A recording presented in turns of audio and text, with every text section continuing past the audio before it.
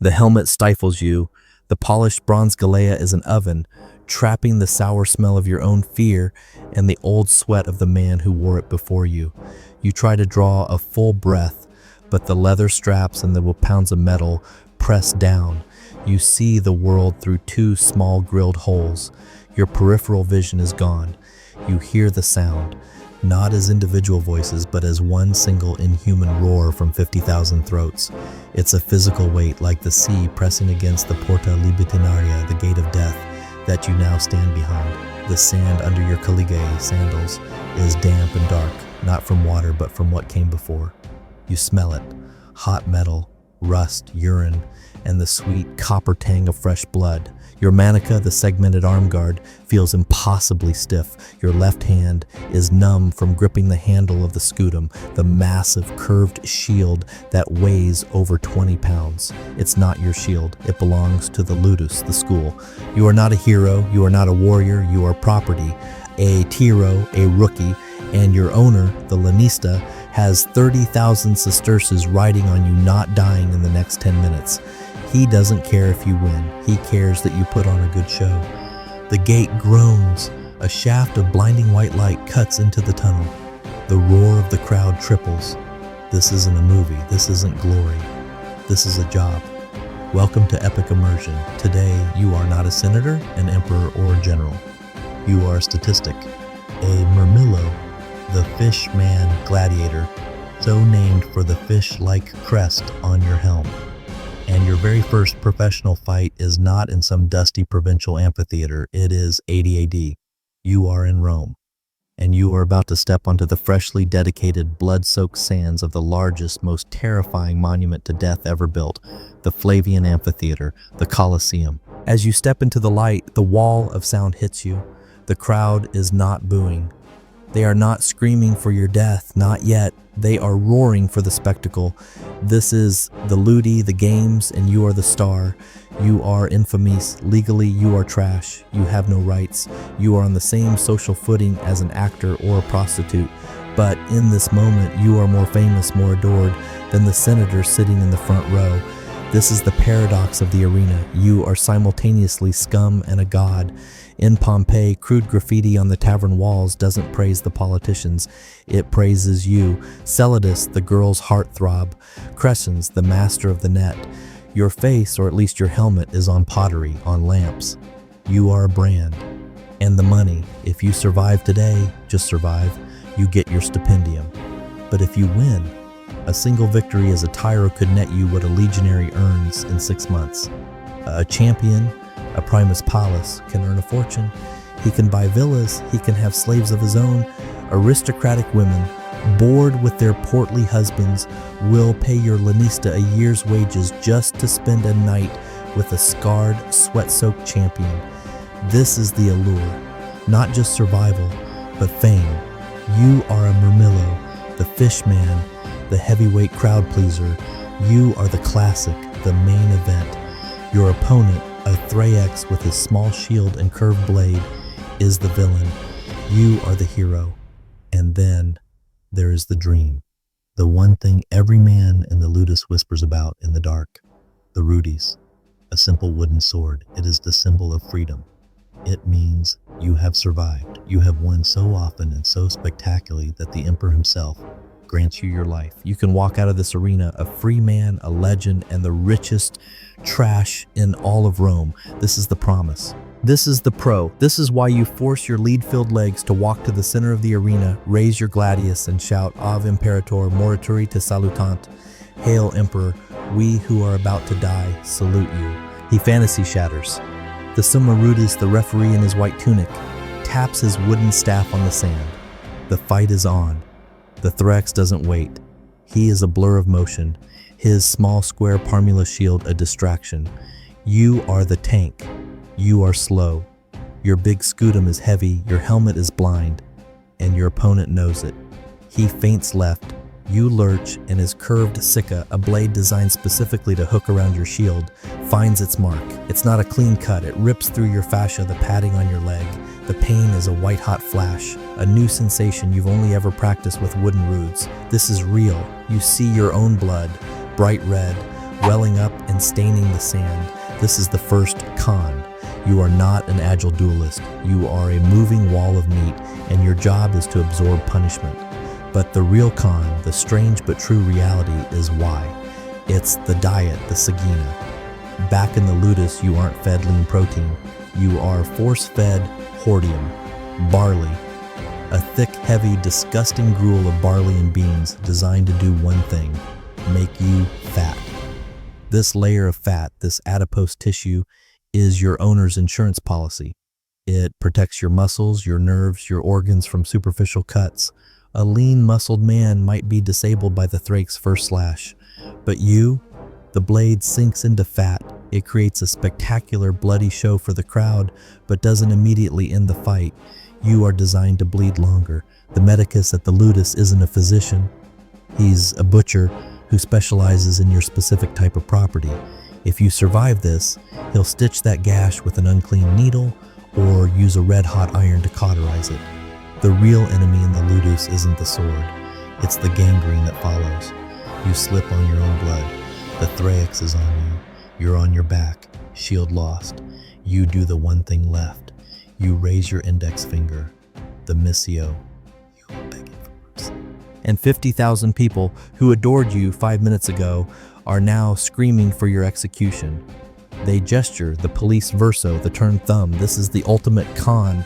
You are not their hero, you are their entertainment, and the show they want is a good death. The thrax looks to the emperor's box, the referee looks. You, gasping and bleeding on the sand, look. 50,000 people are silent, waiting for the verdict. This is the nuance. This isn't just a duel, it's a business transaction. Emperor Titus, bored, glances at your lanista standing by the arena wall. Your owner, who has 30,000 sesterces invested in you, makes a subtle, frantic gesture. Not today. You're a Tiro, you made a rookie mistake, but you're not a coward. You bled well. You're still a viable asset. Titus gives a barely perceptible wave. Missio, mercy. The thrax lowers his sword, spits on the sand beside your head, and stalks off to the roar of the crowd. He won. You just lived. But why are you here at all? This is the great why. You weren't a captured Dacian warrior or a condemned criminal. You were a free man, a Roman citizen, but you were a stupid one. Your father's gambling debts were crushing, so you became an octoratus. You volunteered. You walked into the ludus, signed the sacramentum, and swore the oath. I will endure to be burned, to be bound, to be beaten, and to be killed by the sword. You traded your status as Homo human for a signing bonus that paid your family's debt. Now you are res, a thing. Your daily grind isn't glorious. It's a high-security prison. You sleep in a 10 by 10 foot cell with 3 other men. At dawn, the Doctore, a scarred Rudarius, freed Gladiator, who hates you for being a rookie, drags you to the palace, the post. For 8 hours a day, you hack at that wooden post with a rudis wooden sword that is deliberately, sadistically twice the weight of your real gladius. It builds the humeri shoulders and the Lacurti arms. You train in that 12-pound helmet. You run, you jump, you practice your one killing blow, the thrust, never the slash, until your arm feels like it will fall off. The man you just fought, the thrax, he was your bunkmate. You shared your barley mush last night. This is the deepest nuance. Your familia gladiatoria is the only family you have, and your job is to kill them. You failed, but you learned. You survived your probatio, your first bout. Now you learn the tricks of the trade. Your Doctore doesn't teach you fancy moves, he teaches you angles. Hackna 1, your gladius is not a sword, it is a 2-foot-long scalpel. You are taught to punctura, to thrust, never slash. A 2-inch thrust under the ribcage punctures a lung. It's not heroic, it's anatomical butchery. Hack number 2, your scutum is your real weapon. You don't just block, you ram the central metal umbo, boss, directly into your opponent's face. You turtle behind it, gladius hidden, then explode upwards, aiming for the neck. Hack number 3, the ultimate hack, is showmanship. The crowd is your jury. If you are boring, they will kill you. When you land a hit, you must roar. You bang your gladius on your shield. You raise your arms to the stands, because when you are on your back, bleeding, their thumbs down is just a review. They are saying, I am not entertained. Your hack is to make sure they are always entertained. So you learn the hacks. You don't just fight, you perform. You don't just win, you entertain. 5 years pass, you are no longer the Tiro, you are a veteranus. You are Primus Palus, the top-ranked fighter in your familia. Your cell is now a private room. The barley sagina is gone, replaced with meat, wine, and bread. You are no longer just property. You are a prize asset, a champion, a living legend. Your body is a roadmap of cauterized wounds and puckered scars. The gash on your thigh from that first fight is a pale, silvery mark, a reminder of the boy who stepped onto the sand. Today is your 25th fight. You are 28 years old, an old man in this trade. Your opponent is not a man. He is a demon, a Retiarius, the net man. A fighter you despise. He has no helmet, no shield, just a trident, a dagger, and a weighted net. He is fast. You are slow. Your 12-pound helmet and 20-pound scutum are an anchor. The fight is a disaster. He is too quick. His net snags your fish-crested helmet, yanking your head back, exposing your throat. The crowd screams for the kill. He stabs with the trident. You block, but the prongs punch through your wooden shield, a sound like a giant hammer blow, shattering the bones in your left hand. You drop the scutum. You are defenseless.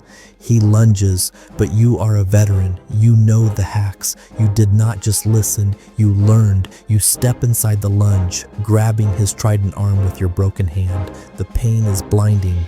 You roar, you perform, and with your right hand, you execute the move you practiced 10,000 times on the Palus. The 2-inch punctura, a short, brutal anatomical thrust angled up under his ribs.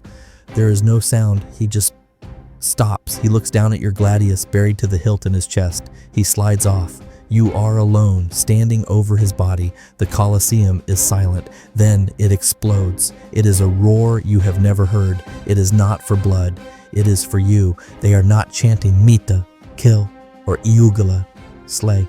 They are chanting Rudy's Rudy's. You stand before the Emperor's box. You are bleeding from a dozen cuts. Your left hand is a ruin, but you do not beg, you just wait. This is the verdict. Titus the Emperor stands. He doesn't smile. He nods once. An attendant enters the arena and hands you a wooden sword. It is light, it is smooth, it is worthless, and it is everything. It is the Rudy's. You are free. You walk out of the arena, not through the Porta Libitinaria, the gate of death you cowered behind, but through the Porta Triumphalis, the gate of triumph.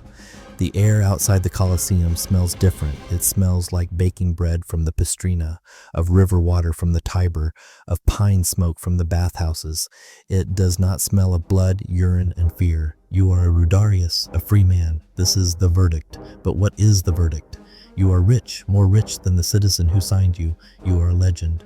But you are and always will be infamies. You are marked. You can never hold office. You can never truly rejoin the society that paid to watch you die. The strange but true reality is that most men who won the Rudies never left.